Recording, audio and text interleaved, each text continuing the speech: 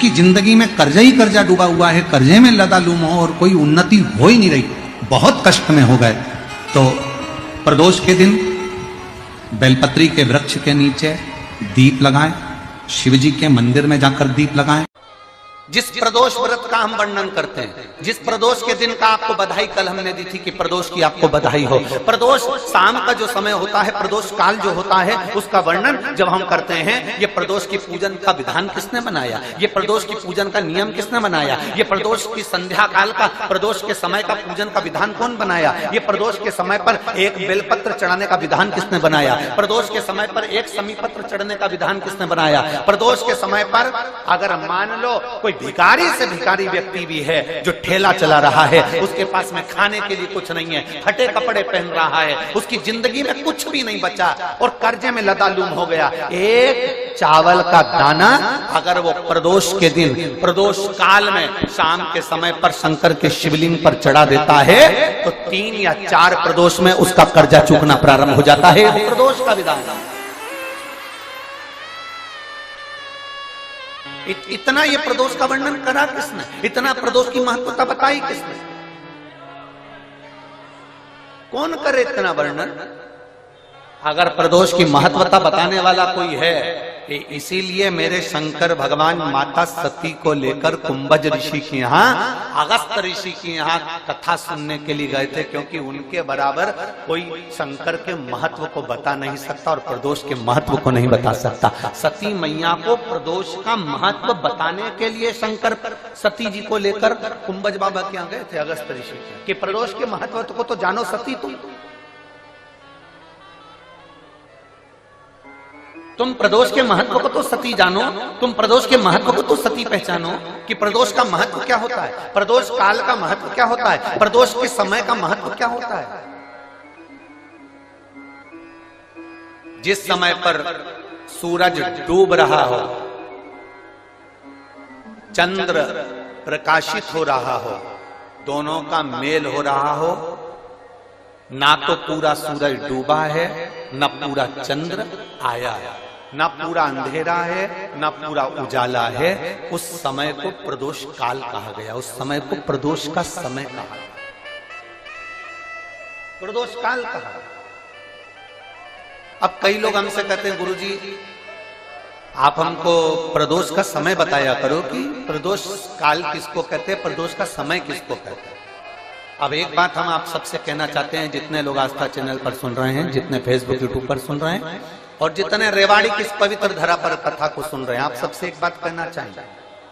अगर हम समय देखकर बताएं आपको कि शाम को 6 बजे, 6:30 बजे, 6:30 पे लेकर 7:30 के बीच में ये समय है, या 5:30 से लेकर 6:30 तक का ये समय है, या हम तुमको बोल दें कि इतनी बजे ये समय प्रदोष काल का रहेगा या इतनी बजे ये समय रहेगा, तो देखिए कभी कभी ठंड का समय आता है तो दिन जल्दी ढल जाता है, कभी कभी गर्मी का समय रहता है तो दिन बहुत लेट ढलता है। इसलिए समय की गणना से मत चलो, आप तो ये अंदाजा लगाकर रखो कि दिन ढल रहा हो, अंधेरा होना शुरू हो रहा, सूरज डूब रहा हो, चंद्र प्रकाशित हो रहा हो, अंधेरा अपना काम कर रहा है, सूरज ढलता जा रहा है, दिन कम होते चले जा रहा है और अंधेरा थोड़ा बढ़ते चले जा रहा है, इन दोनों का जो मिलन का समय हो, अब वो कितनी भी बजे, आप तो बस उसके मिलन का समय निकाल लो, वही समय प्रदोष काल कहलाता है, वही समय प्रदोष।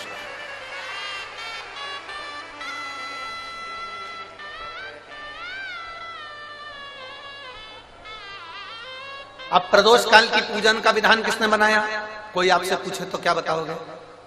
जम के बोलो जल्दी से, कौन ने बताया था, अगस्त ऋषि। सबसे और शिव महापुराण में श्रम्भेश्वर बाबा का एक कितना सुंदर वर्णन किया गया कि अगर मान लो कोई व्यक्ति नशे में डूबा रहता है, मदिरा का नशा छोड़ ही नहीं रहा, पूरा प्रयास कर लिया और वो दारू छोड़ने को ही तैयार नहीं, 8 साल, 10 साल, 15 साल, 20 साल, 25 साल, 30 साल निकल गए और वो मदिरा छोड़ ही नहीं रहा, बहुत तकलीफ में, नया लड़का है, अभी शादी हुई बहू बेचारी रोती है, घर के बच्चे रोते हैं, पर वो मदिरा का नशा छोड़े ही ना। तो बेलपत्र के 5 पत्ते,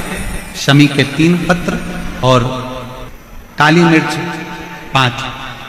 1 पत्र शमी पत्र सब साथ में लेकर काली मिर्च के साथ में बाबा देव अधिदेव महादेव को, भगवान शंकर को समर्पित करो। श्रंभेश्वर महादेव का नाम लीजिए। 5 बेलपत्र, 5 कमल काली मिर्च, 3 शमी पत्र शंकर जी को चढ़ाकर बाबा से शंभेश्वर महादेव का नाम लेकर विनय कर बाबा आपकी कृपा होगी तो जीव नशे से मुक्त जरूर होगा। शंकर, आपकी कथा कहती है कि आप राम नाम की मस्ती में डूबते हो और नशे को त्यागते हो। बाबा, मेरे भी घर में एक व्यक्ति,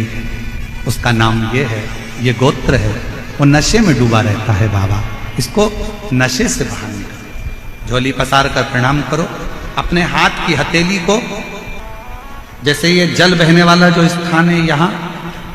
ये पानी जो यहाँ से बहकर आता है, अपने सीधे हाथ की हथेली को यहाँ लगाओ। फिर ये जो जलाधारी है, यहाँ अशोक सुंदरी का स्थान होता है, अपनी हथेली को यहाँ लगाओ। कार्तिकेय गणेश जी का जो स्थान जलाधारी पर होता है, वहाँ हथेली को लगाकर बाबा के शिवलिंग का स्पर्श कर कर जो चढ़ाई हुई सामग्री है उसको वापस उठा लो और लेकर आ दो। शमी पत्र मदिरा पीने वाले व्यक्ति के कक्ष में रख दो और 1 बेलपत्र और 1 काली मिर्च जो मदिरा के नशे में लगा रहता है, सुबह के टाइम पर बेलपत्र, शाम के समय पर काली मिर्च, किसी भी तरह से उसको खाने में देना प्रारंभ करिए। 15 दिन बाबा का चढ़ा हुआ जल शंभेश्वर महादेव के नाम से दीजिए। ज्यादा से ज्यादा 20 दिन 22 दिन के अंदर वो धीरे धीरे मदिरा छोड़ना प्रारंभ कर देगा, मदिरा से दूर होता चलेगा। महीने में, 2 महीने में, 4 महीने में, 6 महीने में ऐसा नियम बनाओ कि मिट्टी अपने गमले में से लेकर, भले गमले के अंदर ही शिवलिंग का निर्माण कर लो, उसकी पूजन कर लो, दिया लगाकर, जल चढ़ाकर बाबा से प्रार्थना कर लो और उसी मिट्टी को वहीं गमले में ही विसर्जन कर। प्रदोष के दिन, प्रदोष काल में 2 जगह दिए लगाना प्रारंभ कर दो। पहला, बेलपत्री के वृक्ष के नीचे पहला दिया प्रदोष काल में, प्रदोष के दिन बेलपत्री के वृक्ष के नीचे, और दूसरा दिया अपने दरवाजे की चौखट के बाहर, मतलब अपन बाहर खड़े होंगे, अंदर की ओर दिया नहीं, बाहर की ओर। 1 दिया बेलपत्र के नीचे देवाधिदेव महादेव से प्रार्थना कर कर, हे शिव शंकर, हे गौरी शंकर, हे शिव, आज प्रदोष का दिन, प्रदोष काल में आप भ्रमण के लिए निकलोगे नंदीश्वर के साथ में, ऐसी कृपा करना, आपके लिए मैंने द्वार सजाया है, भोलेनाथ आपकी दृष्टि मेरी चौखट पर भी कर देना। श्री शिवाय नमस्तुभ्यम। सभी माताओं, बहनों और भक्तजनों से हाथ जोड़कर निवेदन है कि अगर आप इस वीडियो को YouTube पर देख रहे हैं तो इसे लाइक करें और हमारे चैनल को सब्सक्राइब करना न भूलें। भविष्य में आने वाले वीडियो की जानकारी के लिए बेल आइकॉन दबाएं। कमेंट बॉक्स में हर हर महादेव अवश्य लिखें और इस पुण्य के कार्य में अपने दोस्तों और परिवार को भी शामिल करें। इस वीडियो को उनके साथ शेयर करें ताकि वे भी इसे सुनकर लाभ उठा सकें। श्री शिवाय नमस्तुभ्यम। हर हर महादेव।